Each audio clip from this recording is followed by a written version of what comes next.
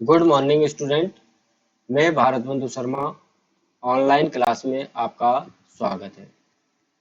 जैसा कि स्टूडेंट्स हमारे 11th क्लास की इनऑर्गेनिक केमिस्ट्री का चैप्टर नंबर 3 पीरियोडिक टेबल चल रही है, जिसके अंतर्गत हमने तत्वों के वर्गीकरण का अभी अध्ययन कर रहे थे और उसमें मेंडलीव की आवर्त सारणी हमने पिछले वीडियो के अंतर्गत देख ली है।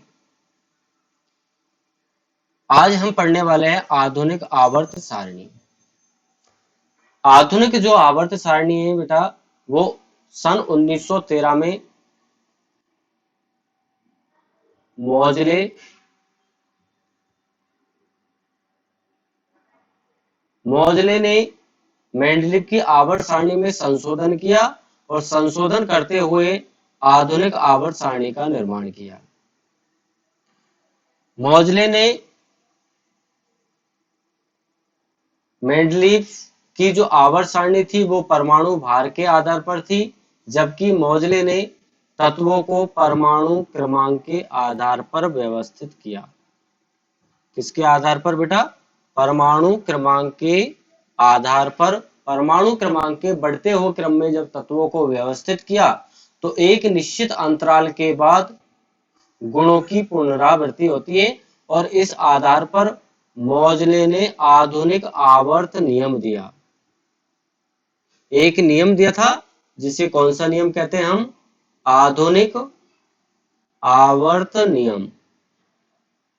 तो आधुनिक आवर्त नियम किसने दिया था बेटा? मोजले ने। और आधुनिक आवर्त नियम में क्या कहा? इस नियम के अनुसार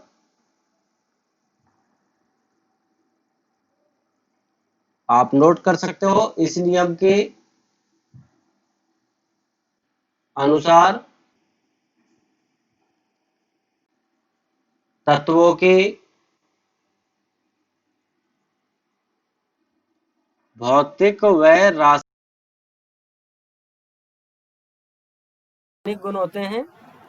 भौतिक व रासायनिक गुणधर्म उनके परमाणु क्रमांक के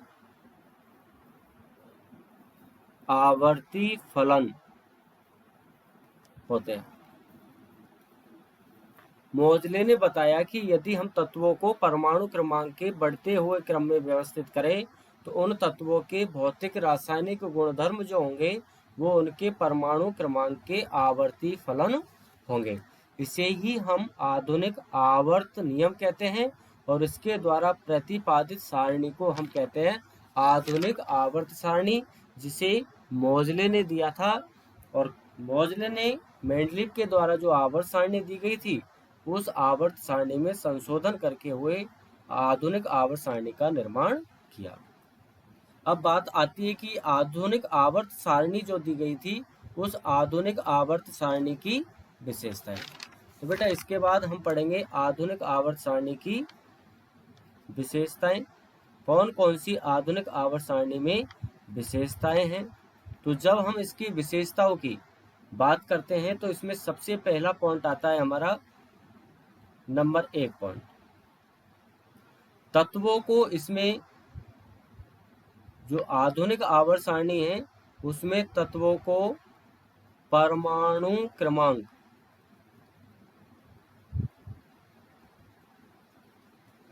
क्रमांक के कौन से क्रम में व्यवस्थित किया गया था? बढ़ते क्रम में व्यवस्थित किया गया। ये इसकी पहली विशेषता थी। सेकंड, जो मोजले है उसने अपनी आवर्त सारणी में सातों आवर्त और वर्गों की संख्या इसने दी थी 18। कितने? 7 आवर्त और 18 वर्ग। और एक ही तत्वों के बाह्यतम इलेक्ट्रॉनिक विन्यास भी क्या थे? समान। किसी भी वर्ग की हम बात करें तो एक वर्ग की, कोई से भी वर्ग की बात करें 18 में से, तो एक ही वर्ग के तत्वों का बाह्यतम इलेक्ट्रॉनिक विन्यास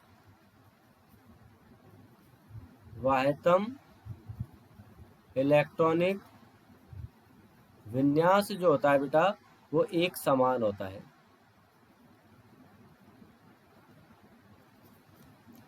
मतलब एक वर्ग के जितने भी तत्व होंगे उन सभी तत्वों का वाह्यतम इलेक्ट्रॉनिक विन्यास क्या होगा, समान होगा। तीसरी विशेषता थी मोज़ले ने अपनी आधुनिक आवर्त सारणी में जो अक्रिय गैसें थी, अक्रिय गैसें कौन कौन सी थी, helium, neon, argon, krypton, xenon और रेडॉन। ये हमारी कौन सी है, अक्रिय गैसें जिनका पूर्ण पूरित विन्यास होता है। इनको आवर्त सारणी में शून्य वर्ग में रखा गया। इनके लिए एक अलग से 18वां वर्ग निर्मित किया गया जिसको कौन सा वर्ग कहते हैं, शून्य वर्ग। नंबर 4, इस सारणी से जो मेंडलीव की आवर्त सारणी में एक समस्या हुई थी कि वो समस्थानिकों का और समभारिकों का स्थान निर्धारित नहीं कर पाया था, तो वो समस्या मोज़ले की आवर्त सारणी में समाप्त हो गई।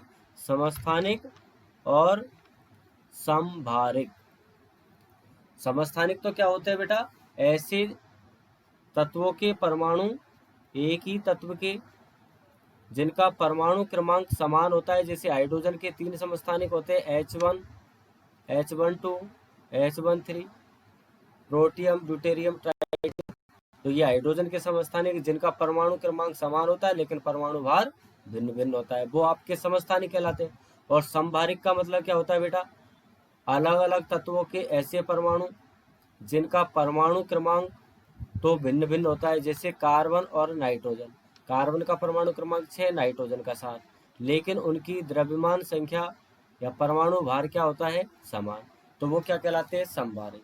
तो उनको रखने की जो समस्या मेंडलीव की आवर्त सारणी में थी, वो समस्या इसके अंतर्गत क्या हो गई, समाप्त हो गई। इसमें इस प्रकार की कोई समस्या का समाधान, ऐसी कोई समस्या नहीं रही। समस्थानिक और समभारिकों को उचित स्थान पर रखने की समस्या जो थी वो मोज़ले की आवर्त सारणी में हल हो गई। अब इसके बाद आता है कि 100 से अधिक परमाणु क्रमांक वाले जो तत्व हैं, जिन तत्वों का परमाणु क्रमांक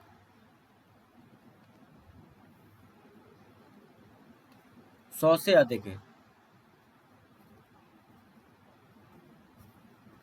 उन तत्वों का हम क्या लिखते हैं बेटा, IUPAC नाम लिखते हैं। तो ऐसे तत्व जिनका परमाणु क्रमांक 100 से अधिक होता है, उन तत्वों का IUPAC नाम लिखा जाता है और उनको प्रतीक के द्वारा व्यक्त किया जाता है। तो ऐसे तत्व जिनका परमाणु क्रमांक क्या होता है, 100 से अधिक होता है, तो जब भी हम उनका नाम लिखते हैं तो नाम में 2 शब्दों का प्रयोग करते हैं बेटा। एक तो हम उनके लिए 0 से और 9 तक के अंक, 0 से 9 तक के अंक के लिए मूल शब्द का प्रयोग करते हैं। किसका प्रयोग करते हैं, मूल शब्द का। और अंत में इयम, IUM, इयम अनुलग्न लगाते हैं। अब 9 तक की संख्या होती है हमारी 0 से 9 तक के लिए। यदि 0 का अंक है, शून्य अंक है, तो इसके लिए जो हम मूल शब्द काम में लेते हैं वो लेते हैं बेटा नील। क्या लेते हैं, नील। और इसका जो प्रतीक होता है वो होता है स्मॉल n। इसी प्रकार यदि 1 का अंक है, तो 1 का अंक है तो उसके लिए लिखेंगे हम अन और इसका प्रतीक होगा U।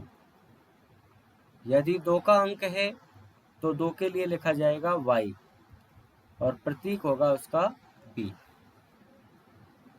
3 अंक के लिए ट्राई, प्रतीक हो जाएगा स्मॉल t। 4 अंक के लिए, 4 अंक के लिए क्वाड लिखते हैं बेटा। अब टेट्रा नहीं लिखेंगे, यहाँ पर क्या लिखते हैं, क्वाड।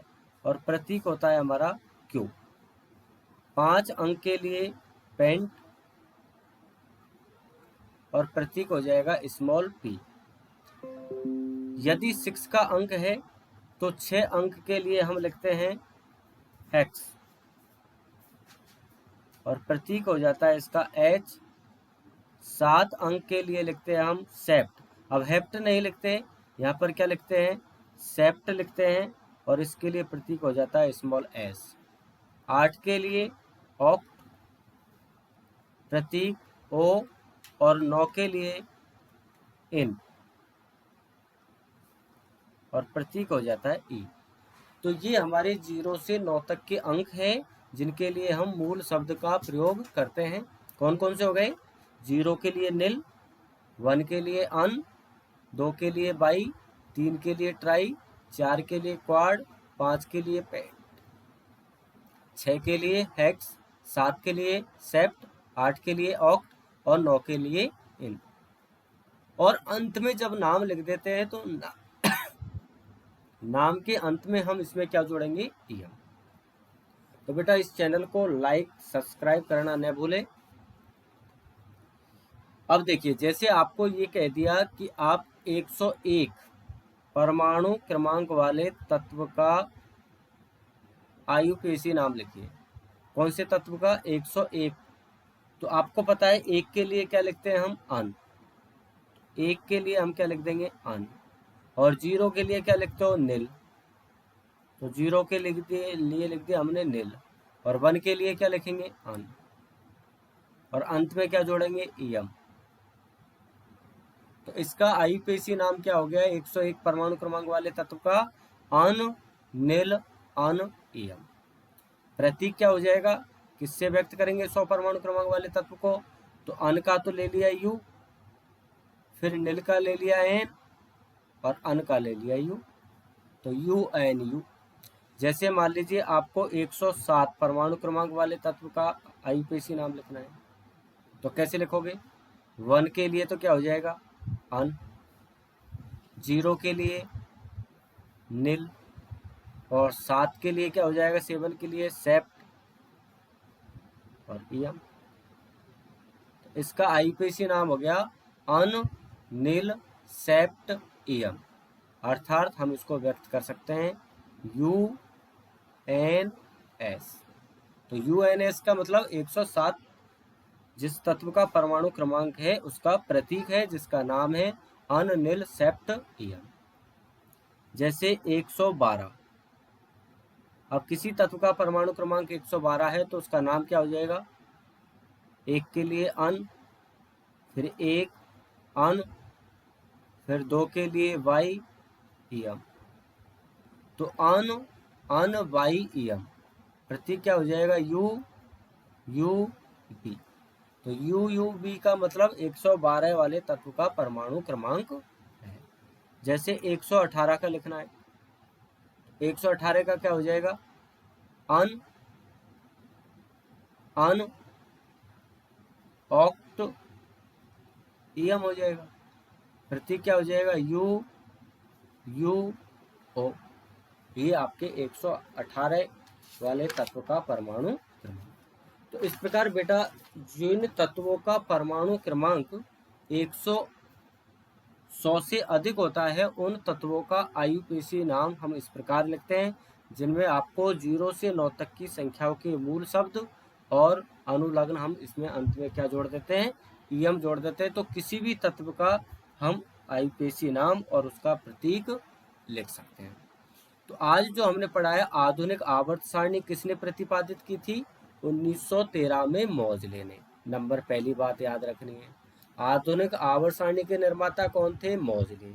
मोजले ने मेंडलीव की आवर्त सारणी में संशोधन करके एक नियम दिया था जिसे क्या कहते हैं? आधुनिक आवर्त नियम। मोजले ने तत्वों को किसके क्रम में व्यवस्थित किया?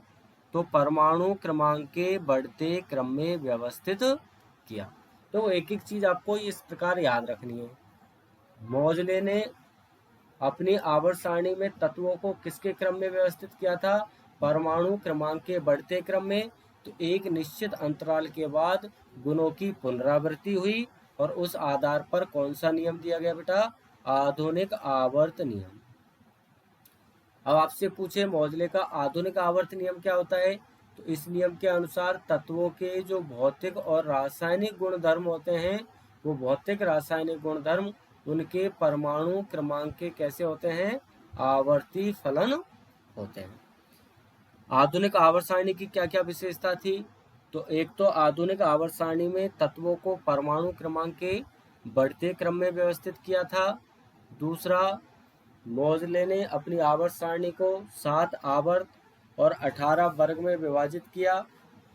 एक ही वर्ग के सभी तत्वों के बाह्यतम इलेक्ट्रॉनिक विन्यास क्या प्राप्त होते हैं? एक समान प्राप्त होते हैं। तीसरा, मोजले ने अक्रिय गैसों को शून्य वर्ग में अलग से रखा गया। और चौथा, समस्थानिक और संभारिक की जो समस्याएं थी, वो समस्याएं भी यहाँ से दूर हो गई। और इसके अलावा हमने आज पढ़ा है 100 से अधिक परमाणु क्रमांक वाले तत्वों के आयुपेशी नाम। किस प्रकार लिखते हैं?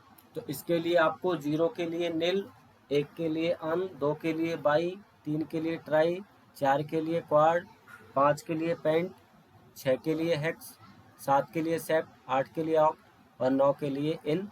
ये आपको मूल शब्द याद होने चाहिए।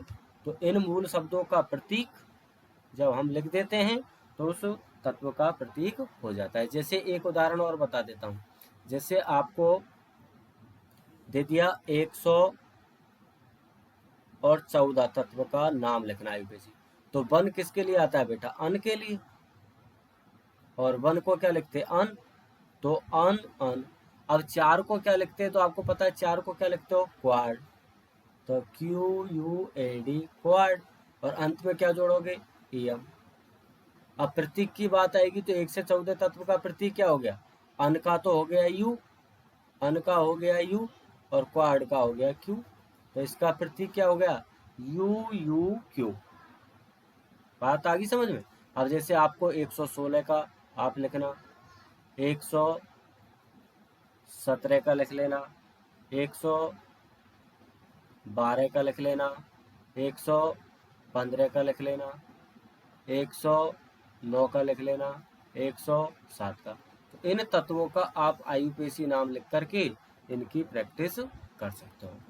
कल जो हमारा टॉपिक होगा नेक्स्ट क्लास में, वो होगा तत्वों के प्रकार।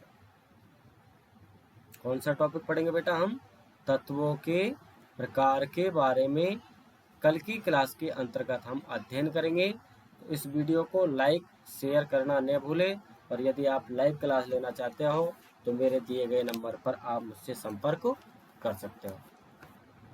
ओके बच्चों, थैंक यू।